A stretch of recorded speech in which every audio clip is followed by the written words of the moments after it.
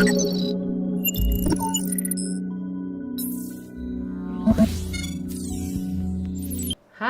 selamat pagi, selamat siang, selamat sore buat rekan-rekan viewers Kanal 3. Jumpa lagi dengan saya Ratna Jarum dalam episode Melek Hukum. Kali ini saya kedatangan tamu spesial saya. Kenalin Mbak. Halo, nama saya Novi. Ha-ha. Saya sudah 23 tahun tinggal di Lourdes. Ha-ha. Saya ibu Itu di rumah. di negara mana tuh? Oh Kota iya, apa? sorry. Ha-ha. Tinggal di kota Lourdes itu di Prancis. Oh, di Mbak Prancis Ratna. ya. Iya, Udah berapa lama? 23 tahun. 23 tahun. Oke. Mbak Novi adalah warga negara Indonesia ya, masih warga negara Indonesia yang tinggal di Prancis lebih dari 20 tahun. Nah, Mbak Novi masuk dalam komunitas diaspora yang ada di Prancis gitu ya, Mbak. Iya, benar. Nah, Saya bisa say hi mungkin buat teman-teman di sana, sebutin namanya apa, asosiasinya. Oke. Hai semua teman-teman, member dan donatur AAI. AAI adalah yayasan Perancis, Yayasan Indonesia Berbadan Hukum Perancis 1901 yang dibentuk oleh teman-teman Indonesia di Toulouse dan sekitarnya yang bertujuan untuk membantu anak-anak Indonesia yang kurang mampu di bidang pendidikan. Oh, oke. Tapi kita juga membantu Indonesia kalau Indonesia dilanda musibah bencana alam. Sosial ya kalau ada musibah. Iya, event COVID juga kita bantu, tsunami juga kita udah bantu beberapa kali. Oh gitu ya, Iya. jadi inisiatif teman-teman di sana sangat kompak ya ternyata ya untuk negeri gitu loh, masih Iya ingat. benar Mbak Ratna, kita tuh care banget sama Indonesia. Iya betul, terima kasih ya Mbak Novi. Sama-sama. Hai teman-teman diaspora Prancis, thank you. Nanti Mbak Novi bisa share nih apa-apa aja mungkin kita akan diskusi mengenai hal-hal yang terjadi di Indonesia atau mungkin juga ada masukan atau mungkin juga kita lihat deh perbandingannya. Kali ini Oke. kita akan bahas mengenai bagaimana sih pemerintah Indonesia mengatur hak masyarakat miskin dan anak-anak telantar ya. Jadi Mbak Novi dan rekan-rekan viewers Kanal 3, pemerintah sudah mendapatkan mandat atau amanat berdasarkan Undang-Undang Dasar 45 kaitannya ada di pasal 34 menyebutkan bahwa fakir miskin dan anak telantar itu dipelihara oleh negara. Nah, jadi di sini pernah ada kejadian ya bantuan sosial yang diselewengkan dan lain sebagainya. Jadi dalam hal penanganan fakir miskin dan anak telantar Mbak Novi di Iya. Indonesia itu kita punya undang-undangnya, Undang-Undang Nomor 13 tahun 2011 tentang penanganan fakir miskin. Nah, tapi sepertinya boleh dibilang undang-undang ini belum dijalankan sebagaimana mestinya nih. Karena kalau kita lihat mungkin di jalan Mbak Novi baru berapa hari sampai Jakarta? Aku udah 3 minggu sekarang. 3 minggu ya. Tapi seminggunya di hotel.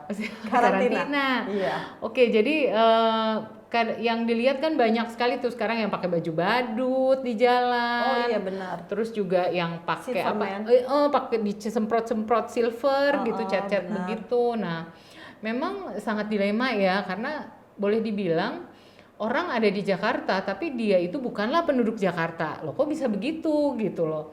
Karena untuk mendapatkan bantuan sosial, Mbak, mereka ini harus didata dulu. Datanya ada, diverifikasi oleh kelurahannya sehingga pemerintah bisa mengucurkan dananya untuk yang bersangkutan. Oke. Tapi banyak juga orang-orang yang mungkin tinggal di kolong jembatan gitu ya. Nah, orang-orang yang tinggal mungkin kemarin ada manusia gerobak atau ya satu keluarga, Oh iya, yang ibu, tinggal- bapak, anak tinggalnya iya. di gerobak gitu ya. Jadi, Kasihan ya.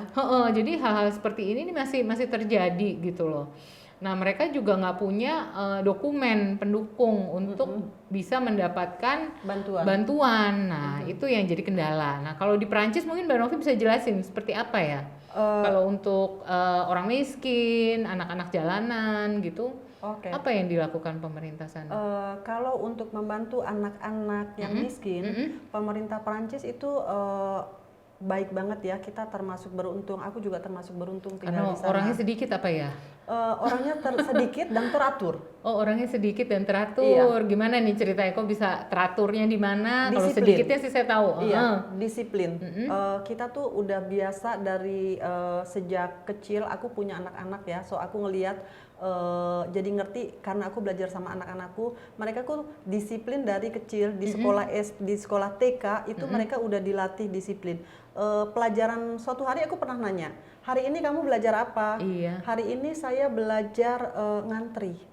Oh, queuing, ngantri. Queuing, mereka tuh lagi main-main and then harus pergi untuk ke jam siang untuk pergi makan, terus Ngantri di mereka itu kantin. harus berbaris, Heeh, ya. heeh. Nanti namanya juga anak-anak kecil Iya. ya, mereka lari-lari seperti itu, lalu ditegur. And then hari itu dia bilang hari ini kita belajar ngantri. Oh. So itu pendidikan dari kecil. Iya, jadi apa sih kayak budayanya mereka dikenalin ya, jadi nggak semata-mata belajar matematika, belajar ilmu biologi atau Iya. ilmu-ilmu dasar lainnya ya, tapi lebih perilaku dan gimana attitude, manner, respect gitu ya, Iya, lebih ke benar. sana ya, diajarin budaya seperti itu. Nah, Iya, kalau Mbak untuk di di penanganan fakir miskin, balik lagi kita ke topik kita, penanganan fakir miskin dan anak telantar sebenarnya di sini itu harus dilakukan pendataan, Mbak, ya, melalui Badan Pusat Statistik. Nah,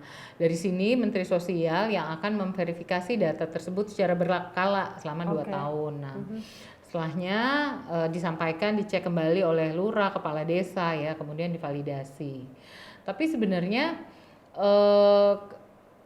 balik lagi ya, bahwa jumlahnya mereka ini kan sangat besar. Terkadang dibilang miskin itu kategorinya pendapatannya harus dengan nilai pendapatan UMR? Iya, nggak mesti UMR, mungkin di bawah UMR ya. Iya, sorry. Nah, kepala keluarganya pun terkadang mungkin bukan memiliki pekerjaan tetap atau hanya pekerja buruh ya. Jadi mereka tidak bisa menafkahi keluarganya dengan layak. Nah, kendalanya tadi saya sebutkan adalah terkait dengan kekurangan mereka itu lebih di dokumen ya. Untuk mengurus dokumen itu kan mereka harus jelas dulu, setiap anak harus punya akte lahir, setiap keluarga harus punya kartu keluarga. Nah, banyak sekali kita itu sebenarnya mungkin tadi ya di sana ada disiplin, di sini nih ignore aja gitu loh. Pas mau masuk ke rumah sakit, padahal pemerintah udah siapin nih, udah punya BPJS, tapi mereka ternyata nggak ngurus, nggak punya akte, nggak ada. Nah itu dia, iya. Nah ada juga beberapa orang yang memasukkan saya ini sebenarnya hidupnya tidak miskin tapi ngaku miskin gitu loh, dalam artian minta surat miskin atau mungkin juga memasukkan data-data yang tadi itu. Nah di sini undang-undang tersebut juga memberikan sanksi pidana paling lama 2 tahun dan denda 50 juta jika ada sanksi terkait dengan pemalsuan data atau informasi gitu, Mbak. Nah kalau di sana untuk mendapatkan bantuan sosial gimana? Bantuan sosial.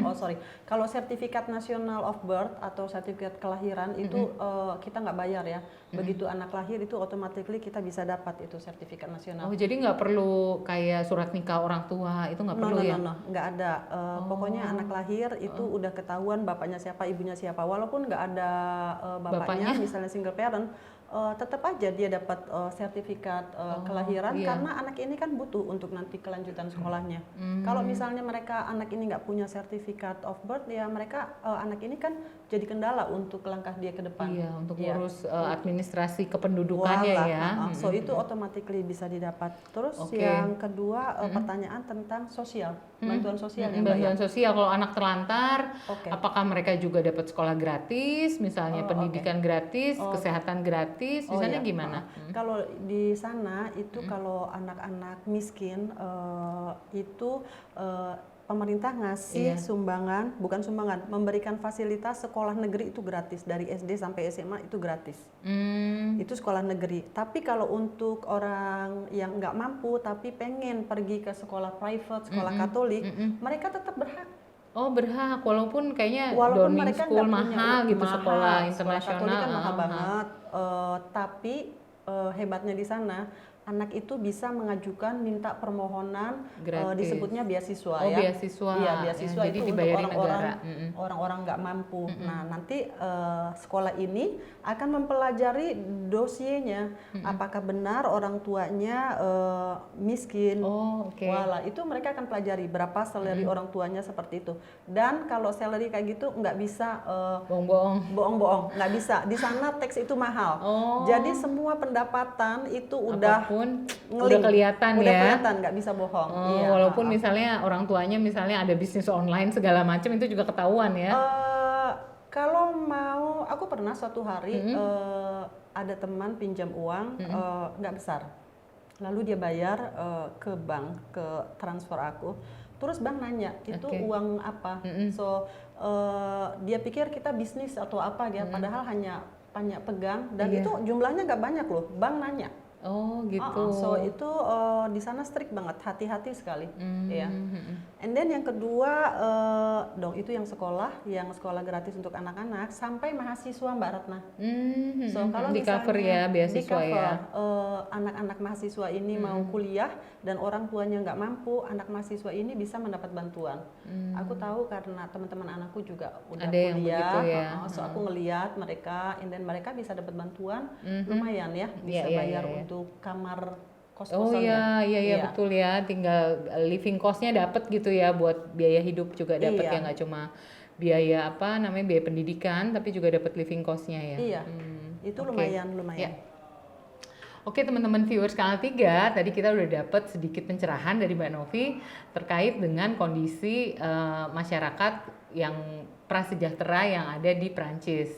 Kita tadi diskusi mengenai bagaimana sih di Indonesia juga penanganan, tadi di sini sebutnya ada undang-undang tentang penanganan fakir miskin ya Mbak, di bawah kendali Kementerian Sosial ya. Demikian topik kita kali ini. Jika ada pertanyaan, saran atau komen, tinggalkan pesan. Dan sampai jumpa di episode Melek Hukum berikutnya. Jangan lupa untuk like, komen, dan subscribe di channel Kanal 3. Terima kasih. Bye. Bye.